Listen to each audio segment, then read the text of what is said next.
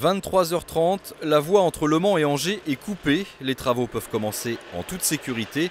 Première phase, le terrassement et la pose de rails temporaires pour acheminer ce convoi exceptionnel.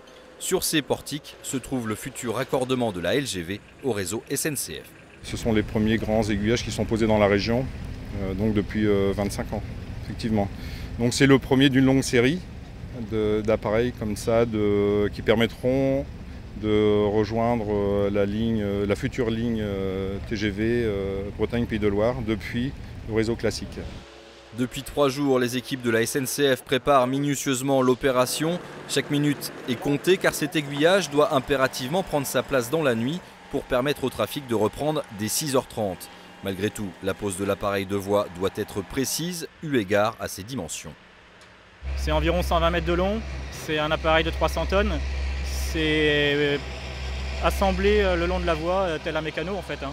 Et nous avons environ 7 heures d'interception cette nuit.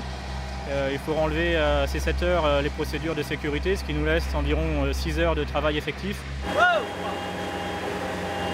Toutes les nuits, c'est le même objectif, c'est de placer un maximum de travaux dans un minimum de temps. Et tous les matins, c'est de rendre à l'heure pour que ce soit transparent pour le client. Une fois en place, les 300 tonnes de la structure sont positionnées par des vérins. Reste à caler correctement le dispositif. Ce sera chose faite dans les 5 prochains jours. D'ici là, la vitesse des TGV empruntant la voie sera limitée à 40 km/h. Pour les 320 km/h promis par la LGV, il faudra attendre 2017.